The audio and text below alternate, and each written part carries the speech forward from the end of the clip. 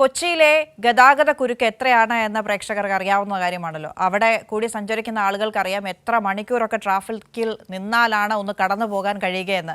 കൊച്ചി വടുതലയിലെ ഗതാഗത കുരുക്ക് അവസാനിക്കാൻ വഴിയൊരുങ്ങുകയാണ്. വടുതല റെയിൽവേ മേൽപ്പാലം യാഥാർത്ഥ്യമാകുന്നതോടെ നാട്ടുകാരുടെ വർഷങ്ങൾ നീണ്ട യാത്രാ ദുരിതത്തിനാണ് പരിഹാരമാകാൻ പോകുന്നത്. റോഡ്സ് ആൻഡ് ബ്രിഡ്ജസ് കോർപ്പറേഷൻ പാലം നിർമ്മാണത്തിലുള്ള പ്രാരംഭ നടപടികൾ ആരംഭിച്ചിരിക്കുകയാണ്. കൊച്ചി നഗരത്തിൽ നിന്ന് ചിറ്റൂർ ഭാഗത്തേക്കും തിരിച്ചുമുള്ള യാത്രക്കാരെ ഏറ്റവും കൂടുതൽ വലയ്ക്കുന്നത് വടുതല റെയിൽവേ ഗേറ്റിലെ ഗതാഗത കുരുക്കാണ്. രാവിലെയും വൈകുന്നേരവുമാണ് ഇവിടെ ഗതാഗത കുരുക്ക് രൂക്ഷം. ഇരുചക്ര വാഹനങ്ങൾ ഉൾപ്പെടെ നൂറുകണക്കിന് വാഹനങ്ങളാണ് പലപ്പോഴും റെയിൽവേ ഗേറ്റ് തുറക്കുന്നതും കാത്തു നിൽക്കുന്നത്. ഗേറ്റ് തുറന്നാൽ തന്നെ 1/2 കിലോമീറ്ററോളം ബ്ലോക്കാണ് മൊത്തത്തിൽ.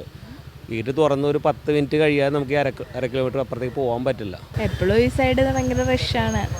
ഇതുവഴി നല്ല ബ്ലോക്കും കാര്യങ്ങളൊക്കെയാണ്, ബുദ്ധിമുട്ടാണ് പോകാനൊക്കെ. മോർണിംഗ് ഈവനിങ്ങിലും എപ്പോൾ വന്നാലും ഇവിടെ നമ്മൾ ഒരു 5 മിനിറ്റ് 10 മിനിറ്റ് വെയിറ്റ് ചെയ്യേണ്ടതായിട്ട് വരുന്നുണ്ട്. മേൽപ്പാലം യാഥാർത്ഥ്യമായാൽ ഇവിടുത്തെ യാത്രാ ദുരിതത്തിന് പരിഹാരമാകും. പുതിയ മേൽപ്പാലം എത്രയും വേഗം യാഥാർത്ഥ്യമാക്കാനുള്ള സർക്കാർ നടപടികൾ വാഹനയാത്രക്കാർക്കും വലിയ പ്രതീക്ഷയാണ് നൽകുന്നത്.